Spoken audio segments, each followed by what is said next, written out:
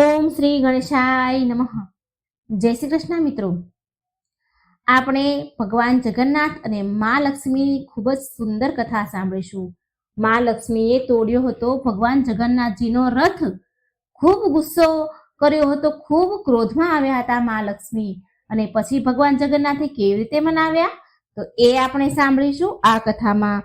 મિત્રો, અંત સુધી વિડીયો જોજો. વિડીયો સારો લાગે તો લાઈક કરજો, શેર કરજો અને આ ચેનલને સબસ્ક્રાઇબ કરવાનું ભૂલશો નહીં. કમેન્ટ બોક્સમાં ભગવાન જગન્નાથનું નામ પણ જરૂર લખજો. જય જગન્નાથ, જય મા લક્ષ્મી. ગરમીનું તપતું બપોર હતું, પણ શ્રી મંદિર ઉત્સાહની શીતળ લહેરો મંદિરમાં દોડી રહી હતી. બીમારીથી સાજા થયા બાદ આપણા જગન્નાથજી, મોટા ભાઈ બલરામ અને નાની બહેન લાડલી સુભદ્રા દેવી ના મનમાં થયું કે ચાલો નગરમાં ફરીને આવીએ. જગન્નાથજીએ તેમની પ્રિય પત્ની લક્ષ્મીજીને કહ્યું.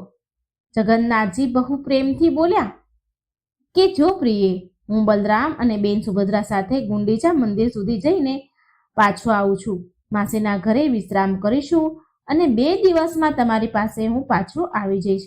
તમે ચિંતા ન કરતા. આ સાંભળી માં લક્ષ્મી થોડા ઉદાસ થયા. તેમણે તેના સ્વામીથી તેમને પળવાર પણ દૂરી સહન થતી ન હતી. તેમના સ્વામીથી પળવાર પણ દૂર રહેવું સારું લાગતું ન હતું. છતાં પણ તેમણે જગન્નાથજીના ચહેરા પર ખુશી જોઈ એમને રાજી જોયા. માટે માં લક્ષ્મી માની ગયા અને કહ્યું, સારું મારા નાથ, તમે જાઓ, પણ વચન યાદ રાખજો કે 2 દિવસમાં પાછા આવી જજો. મારું મન તમારા વિના ક્યાંય નહીં લાગે. મને નહીં ગમે તમારા વિના. મિત્રો, ત્રણેય ભાઈ બહેન આનંદપૂર્વક ગુંડીચા મંદિર તરફ ચાલી નીકળ્યા. રસ્તામાં ભજન કીર્તન કરતા ભક્તોને મળતા મળતા માસીના ઘરે પહોંચ્યા. ત્યાં તેમનું ખૂબ જ સ્વાગત થયું. માસીએ તેમના માટે સ્વાદિષ્ટ ભોજન બનાવ્યું અને એ ત્રણેય બહુ પ્રેમથી ત્યાં રહ્યા. આ બાજુ લક્ષ્મી દેવી શ્રી મંદિરમાં વ્યાકુળતાથી તેમના સ્વામી, તેમના પતિ જગન્નાથજીની વાટ જોઈ રહ્યા હતા. પહેલો દિવસ તો જેમ તેમ કરીને નીકળી ગયો અને બીજો દિવસ પણ થઈ ગયો, તોય જગન્નાથજી આવ્યા નહીં. લક્ષ્મીજી બહુ વ્યાકુળ થઈ ગયા. વારંવાર દરવાજે જઈને જોતા હતા અને એમના સેવકોને પૂછે કે શું મારા સ્વામીના કોઈ સમાચાર છે? શું સ્વામી રસ્તામાં છે? કઈ ખબર છે આ વાતની? પણ દરેક વખતે તેમને નિરાશા મળતી હતી પૂછવાથી. પછી ત્રીજો દિવસ પણ નીકળી ગયો અને ચોથા દિવસની શરૂઆત થઈ ગઈ. હવે લક્ષ્મીજીની ચિંતા ધીરે ધીરે ક્રોધમાં બદલવા લાગી. આ શું થઈ રહ્યું છે? મારા સ્વામીએ મને 2 દિવસમાં પાછા આવવાનું વચન આપ્યું હતું અને ચોથો દિવસ થઈ ગયો. તેમને મારી જરા પણ ચિંતા નથી કે શું? તેમનું મન બેચેન થઈ રહ્યું હતું. લક્ષ્મીજી તો આકુળ વ્યાકુળ થઈ ગયા હતા. 5મા દિવસે તો લક્ષ્મીજીનો ક્રોધ 7મા આસમાન પર પહોંચી ગયો. લક્ષ્મીજીની આંખોમાં આંસુ અને ચહેરા પર નારાજગી હતી. ગુસ્સાથી ચહેરો લાલ. એમણે મનમાં વિચાર્યું, બસ બહુ થઈ ગયું. 2 દિવસનું કહીને ગયા છે અને આજે 5 દિવસ થઈ ગયા. આટલા બધા ગેરજવાબદાર ભર્યો વ્યવહાર. શું મારા વચનની કોઈ કિંમત નથી? શું મારા મનની કોઈ કિંમત નથી? લક્ષ્મીજીએ વિચાર્યું, કંઈ વાંધો નહીં. આજે હું એમને બતાવું છું કે વચન તોડવાથી શું થાય. તરત જ લક્ષ્મીજીએ તેમના સેવકોને બોલાવ્યા અને કઠોર અવાજે આદેશ આપ્યો કે સેવકો, આ જ ક્ષણે મારી પાલખી સજાવો. બધા જ અંગરક્ષકોને સાથે લો અને આપણે ગુંડીચા મંદિર જવા માટે પ્રસ્થાન કરીશું. લક્ષ્મીજીનો આદેશ સાંભળીને મહેલમાં હલચલ મચી ગઈ. એક સુંદર પાલખી ફૂલોથી સજાવવામાં આવી. લક્ષ્મીજી એમના પૂરા ઐશ્વર્ય અને રાજસી ઠાઠમાઠ સાથે તે પાલખીમાં બેઠા. તેની આગળ આગળ સેવક ઢોલ નગારા અને શરણાઈ વગાડીને ચાલી રહ્યા હતા. માનો કે બહુ મોટી જંગની તૈયારી થઈ ગઈ હોય. જેવી લક્ષ્મીજીની પાલખી ગુંડીચા મંદિરના આંગણા પાસે પહોંચી તો એમના આગમનની ખબર વીજળીની જેમ જગન્નાથજી તરફ સુધી પહોંચી ગઈ. એક સેવક દોડતો દોડતો ગભરાઈને જગન્નાથજી પાસે આવ્યો અને બોલ્યો, સ્વામી, માતા લક્ષ્મી આવી રહ્યા છે અને એ બહુ જ ક્રોધમાં દેખાઈ રહ્યા છે. આ સાંભળીને જગન્નાથજીને તેમના પ્યારા લક્ષ્મીજીને આપેલા વચનની યાદ આવી ગઈ. તેમને તરત જ એમની ભૂલનો અહેસાસ થયો. તે મા લક્ષ્મીને આપેલું વચન ભૂલી ગયા હતા અને મનમાં ને મનમાં બહુ દુઃખી થયા અને બોલ્યા, અરે રે રે રે, મેં આ શું કરી દીધું? મેં તો વચન આપ્યું અને નિભાવી શક્યો નહીં. મેં આ શું કર્યું? હવે તેમને એમની પત્નીના ક્રોધનો સામનો કરવા સિવાય બીજો કોઈ રસ્તો સૂઝતો ન હતો. પણ એ ગુસ્સામાં એ તેમની સામે જાય તો કેવી રીતે જાય? ક્યાંક લક્ષ્મીજી નારાજ થઈને કોઈ શ્રાપ ન આપી દે એમ વિચાર્યું. જગન્નાથજીએ વિચાર્યું કે અત્યારે તેમની સામે જવું ઠીક નથી. થોડો તેમનો ક્રોધ શાંત થઈ જાય ત્યારે કોઈ ઉપાય શોધીશ.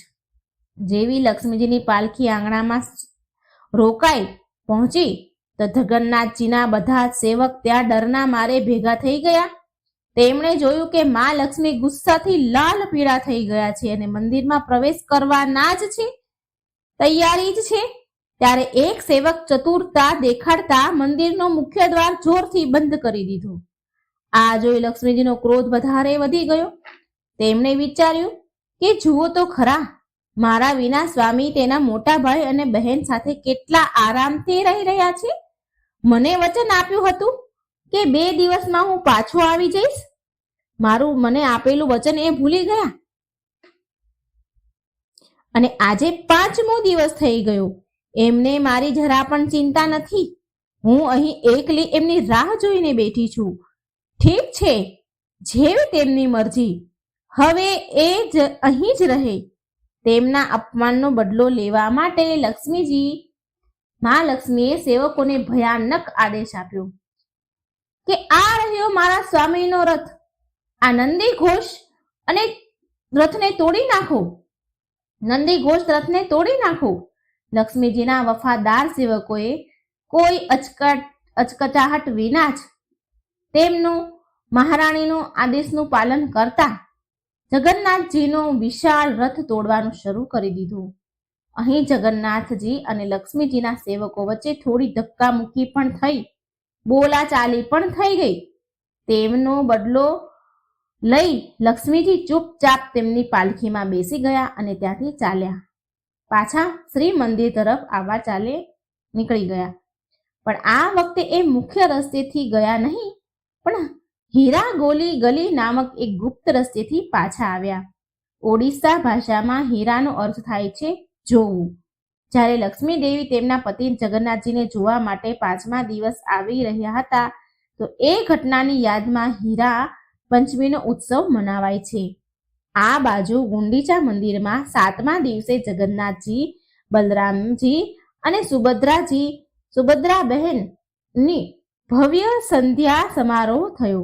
ભવ્ય સંધ્યા દર્શન થયા, જેમાં દૂર દૂરથી આવેલા ભક્તોએ બહુ ઉત્સાહથી ભાગ લીધો અને તેમના પ્રિય પ્રભુના દર્શન કર્યા. 8મા દિવસે ત્રણેય ભાઈ બહેન રથોમાં બેસીને પાછા શ્રી મંદિર જવા માટે દક્ષિણ દિશા તરફ વાળવામાં આવ્યા. પછી આવ્યો 9મો દિવસ. ત્યારે યાત્રા શરૂ થઈ. જગન્નાથ, બલરામ અને સુભદ્રાજી માસી પાસેથી વિદાય લે છે અને બધા એમના રથ પર સવાર થઈ આ પાછી આવતી યાત્રામાં એટલી ધૂમધામ નથી હોતી જેટલી જતા સમયે હોય છે. બલરામ અને સુભદ્રાજીનો રથ તો સીધા સિંહદ્વાર સુધી પહોંચી ગયો, ચાલ્યો આવ્યો. પણ આપણા પ્યારા જગન્નાથજીનો રથ સિંહદ્વાર સુધી પહોંચતા પહેલા ગણપતિ દ્વારના મહેલ દ્વાર પર થોડી વાર માટે રોકાઈ ગયો. એ સમયે જગન્નાથજીનો એક સેવક લક્ષ્મીજીને એ શુભ સમાચાર આપે છે કે એમના સ્વામી પાછા આવી રહ્યા છે. આ સાંભળીને લક્ષ્મીજીનો ક્રોધ પલવારમાં પીગળી ગયો અને તેના મનમાં ખુશી ઉમટી. જે તેમના સ્વામી પાછા આવી રહ્યા હતા એટલે લક્ષ્મીજી તરત શ્રી મંદિરની બહાર આવ્યા અને ચાંદની મંડપમાં આવીને ઊભા રહી ગયા. રસોઈ ઘરથી થતા એ ભેટ મંડપમાં પહોંચ્યા. આમ 10 દિવસ બાદ મા લક્ષ્મીને જગન્નાથજીના દર્શન થયા, તેના સ્વામીના દર્શન થયા. આ મિલનને લક્ષ્મીનારાયણ ભેટ કે ચાંદની મિલન પણ કહેવાય છે. એ સમયે લક્ષ્મીજીને જગન્નાથજીનો વિશેષ હાર પહેરાવવામાં આવ્યો.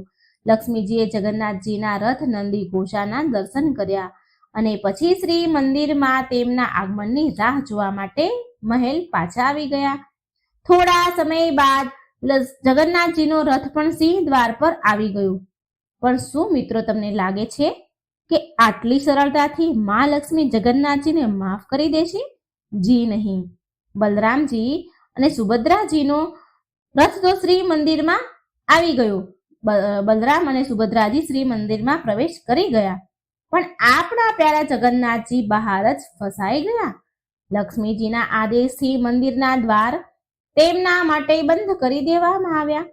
જગન્નાથજીએ હાથ જોડીને લક્ષ્મી દેવીને પ્રાર્થના કરી. તેમના સેવક પણ વારંવાર ક્ષમા યાચના કરવા લાગ્યા, પણ લક્ષ્મીજી તસથી મસ ન થયા.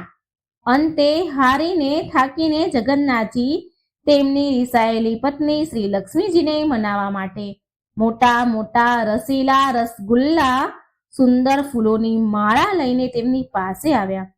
જગન્નાથજીએ બહુ પ્રેમથી મહાલક્ષ્મીની માફી માંગી અને તેમની ભૂલ સ્વીકાર કરી.